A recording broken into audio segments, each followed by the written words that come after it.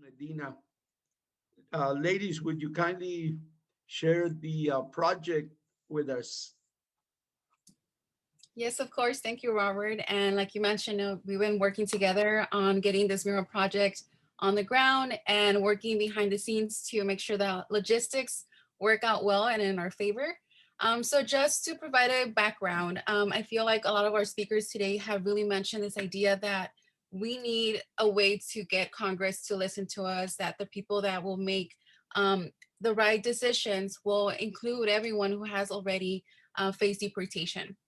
So with that said, we came up with this idea that through art, we can communicate the stories of those who have been displaced out of the US for many reasons, right? This is a topic that could, take a whole another talk for us to break it down. But at the end of the day, we want to be inclusive in the approach we are taking. And through the Leave No One Behind Mural Project, we are trying to do just that.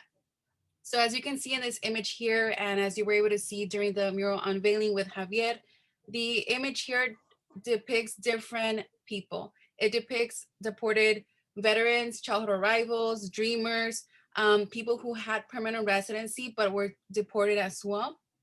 And I think it's really important to note here that there's also mothers portrayed in this mural. To be inclusive in this approach, we decided to focus on gender, age, and people that come from different backgrounds. It's really important to also emphasize that the mural seeks to uplift, at least at this point, more than 35 stories, and we continue to grow.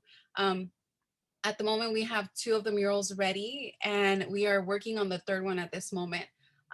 The dimensions for what we seek to work on is a mural that is 90 by 70 inches. So it's a pretty big mural.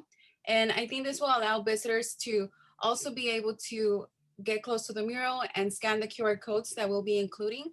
And once someone scans the QR code, what they will be able to see is a story of the participant who is part of the mural, or to read a letter that they've written. So it's something that they've made themselves personally, and for them to communicate their story and what they are seeking for in regards to immigration reform.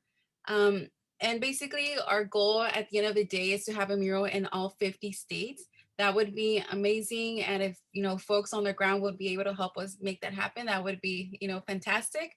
Just because we need to make noise. And I feel like through art, that's like the easiest way. And, just put it on people's faces, that this is a situation that has been, occurring for more than one administration, and it has a lot of like history behind it.